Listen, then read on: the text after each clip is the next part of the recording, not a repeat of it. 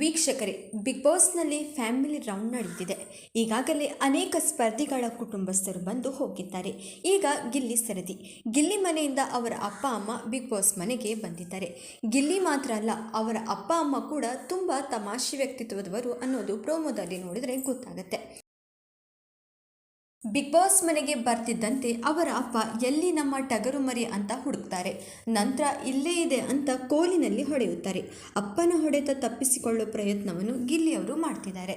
ಅಷ್ಟೇ ಅಲ್ಲ, ಅಪ್ಪ ಅಮ್ಮನನ್ನು ಗಿಲ್ಲಿ ಬಿಡೋದಿಲ್ಲ, ಅವರನ್ನು ಕೂಡ ತಮಾಷೆ ಮಾಡ್ತಿದ್ದಾರೆ. ಅವರ ಅವ್ವ ಬರ್ತಿದ್ದಂಗೆ ಕೂದಲಿಗೆ ಬಣ್ಣ ಹಚ್ಚಿಕೊಂಡು ಚೆನ್ನಾಗಿ ಬರಬಹುದಿತ್ತಲ್ವಾ ಅಂತ ಹೇಳ್ತಾರೆ. ಅದಕ್ಕೆ ನಿನ್ನ ತಲೆ ನೋಡ್ಕೊ ಅಂತ ಅವರ ಅಮ್ಮ ಕೂಡ ಹೇಳ್ತಾರೆ. ಅಷ್ಟೇ ಅಲ್ಲ, ಮಗನಿಗೆ ಎಣ್ಣೆ ಹಚ್ಚಿ ಸ್ನಾನ ಮಾಡಿಸಿ ಬಿಳಿ ಬಟ್ಟೆ ಹಾಕಿ ಹಣೆಗೆ ತಿಲಕವನ್ನು ಇಡ್ತಾರೆ. ಗಿಲ್ಲಿ ಅಪ್ಪ ಅಮ್ಮ ಜೊತೆ ಮಾತನಾಡಿ ಇಡೀ ಬಿಗ್ ಬಾಸ್ ಸ್ಪರ್ಧಿಗಳು ಖುಷಿಯಾಗಿದ್ದಾರೆ. ಮನೆಯಲ್ಲಿ ಇರುವ ಹಾಗೆ ಗಿಲ್ಲಿ ಇಲ್ಲೂ ಕೂಡ ಇದ್ದಾರೆ ಅಂತ ಅವರಮ್ಮ ಹೇಳ್ತಾರೆ. ಅಪ್ಪ ಅಮ್ಮನ ಮುಂದೆ ಚಿಕ್ಕವ ಅಂತ ಅಶ್ವಿನಿ ಅವರನ್ನು ಪರಿಚಯ ಮಾಡ್ತಾರೆ ಗಿಲ್ಲಿ.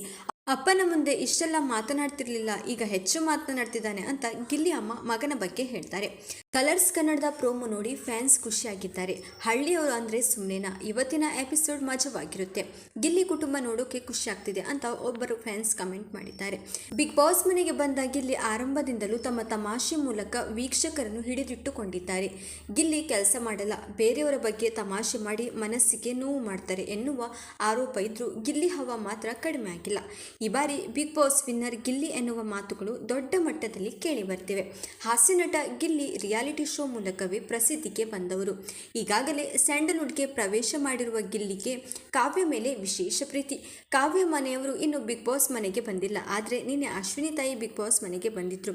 ಅವರನ್ನು ಅತ್ತೆ ಅಂತ ಕರೆದು ಎಲ್ಲರ ಗಮನವನ್ನು ಸೆಳೆದಿದ್ರು.